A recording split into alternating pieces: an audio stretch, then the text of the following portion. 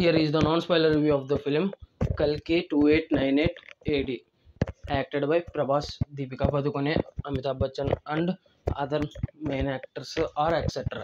ఇంకా ఈ movie expectations మధ్య వచ్చింది థియేటర్లోకి. ఇంక ఈ మూవీ నేను చూడడం లేట్ అయింది, ఎందుకంటే నాకు ఒక బ్యాక్లాగ్ ఎగ్జామ్ ఉంది, అది చదివి రాసి వచ్చేటప్పటికి లేట్ అయింది. అందుకే ఈరోజు చూశాను. Sorry for the late review.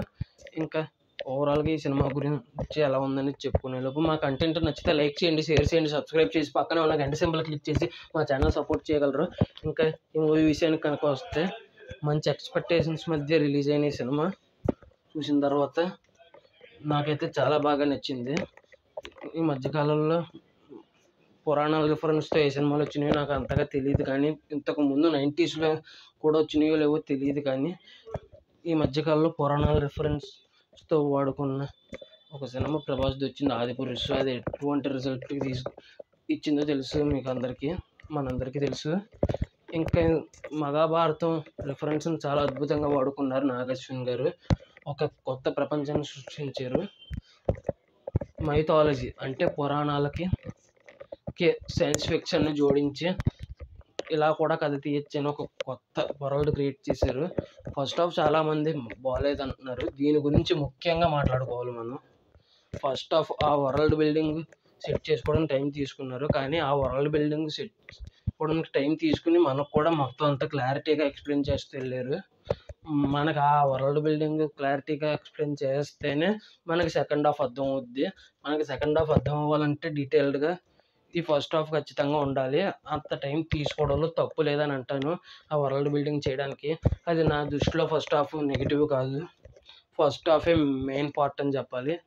First half అర్థం అవడానికి సెకండ్ హాఫ్ అస్సలు అర్థం కాదని చెప్పాలి, అంటే డైరెక్ట్గా సెకండ్ హాఫ్ చూస్తే అర్థం కాదని చెప్పాలి. ఇంకా అదండి ఫస్ట్ హాఫ్ విషయం. ఇంకా సెకండ్ హాఫ్ అయితే అందరూ చెప్పినట్టు మైండ్ బ్లోయింగ్. ఇంకా ఎక్స్పెషల్లీ ఫస్ట్ హాఫ్లో Prabhas Ashwatthama fight, second half Ashwatthama fight, ఈ రెండు మాత్రం నెక్స్ట్ లెవెల్ అని చెప్పాలి. అస్సలు లెవెల్లో ఉంటాయి. ఇంకా విజువల్స్ విషయానికి వస్తే ఆదిపురుష్ ఏమో కొన్ని చోట్ల బాగుంది విఎఫ్ఎక్స్, కొన్ని చోట్ల బాగోలేదు. బాగున్నా మరీ ఫుల్ ఫ్లెడ్జ్డ్గా బాగోలేదు, ఆ బాగున్నాను కూడా. కానీ ఇందులో మాత్రం నెక్స్ట్ లెవెల్ విజువల్స్ ఇచ్చారు. ఇంకా 3D విషయానికి కనుక వస్తే, నార్మల్ ఎలాగుందో నాకు తెలియదు భయ్య.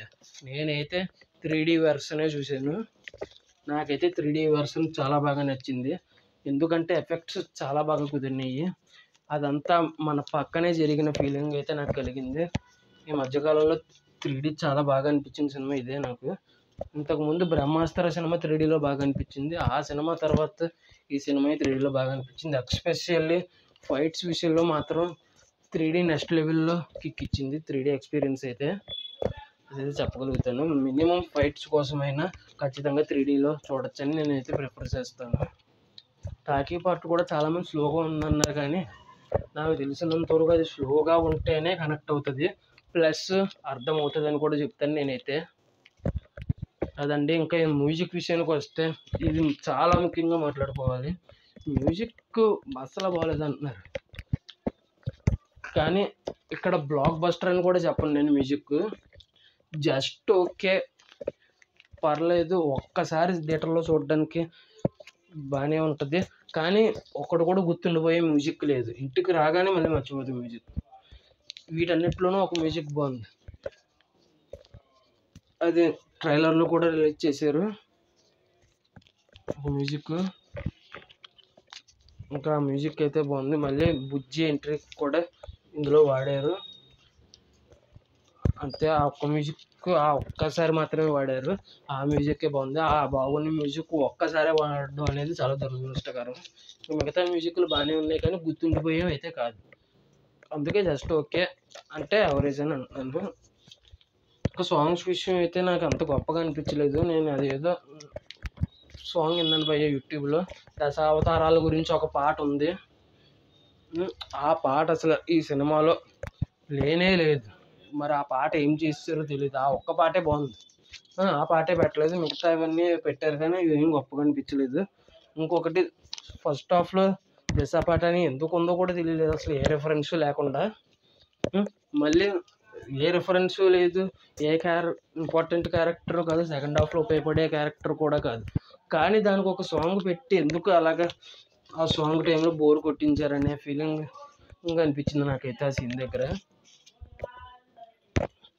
ఇప్పుడు నేను స్పాయిల్స్ సేమ్ ఇవ్వలేదు, అసలు ఆ క్యారెక్టర్ ఉన్నా లేకపోయినా కూడా ఒక్కటే అనే ఫీలింగ్ కలిగింది. ఇంకా ఓవరాల్గా ఈ సినిమా ఖచ్చితంగా 3Dలో థియేటర్లో చూడొచ్చు. టికెట్ అయితే మా ఊళ్ళో 260 ఉంది. మీ ఊళ్ళో టికెట్ ఎంత ఉంది? ప్లస్ మీరు కనుక ఈ మూవీ చూసి ఉంటే మీకు ఎలా అనిపించిందో కింద కామెంట్ చేయగలరు. ఇంకా ఈ మూవీకి వచ్చేసి రివ్యూ ఇవ్వాలంటే రేటింగు సినిమాకి మినిమం 4.5 అలా ఇవ్వచ్చు. అంటే ఫస్ట్ హాఫ్ బాగానే ఉంటుంది, కానీ వరల్డ్ బిల్డింగ్కి టైం తీసుకున్నారు, అది కరెక్టే. కానీ కొద్దిగా ల్యాక్ చేసినట్టు అనిపిస్తుంది వరల్డ్ బిల్డింగ్కి. అంటే అది మెయిన్ పార్టే, సెకండ్ హాఫ్ అర్థం అవ్వాలంటే ఫస్ట్ పార్టే అర్థం అవ్వాలి, కానీ కొద్దిగా ఎక్కువ తీసుకున్నారనే ఫీలింగ్ కలుగుద్ది. స్లోగానే ఉంటుంది కానీ ఇంట్రెస్టింగ్గానే ఉంటుంది ఫస్ట్ హాఫ్, కాబట్టి 4.5 ఇస్తున్నాను. ఇక అంతేనండి, ఈ రివ్యూ పెద్దది అయిపోయింది. ఈ రివ్యూ ఏమనుకోకండి, ఎగ్జైట్మెంట్తో చెప్పేసాను. ప్లస్ మీకు అర్థం అవ్వడం కోసం కూడా సినిమా నాకు ఎందుకు అంతలాగా నచ్చిందో మీకు అర్థం అవ్వడం కోసం ఇంతసేపు చెప్పాను, అంతేనండి. ఈ వీడియో నచ్చితే లైక్ చేయండి, షేర్ చేయండి, సబ్స్క్రైబ్ చేసి పక్కనే ఉన్న గంట సింబల్ క్లిక్ చేసి మా ఛానల్ సపోర్ట్ చేయగలరు. Thanks for watching. Jai Hind. Signing off. Bye bye.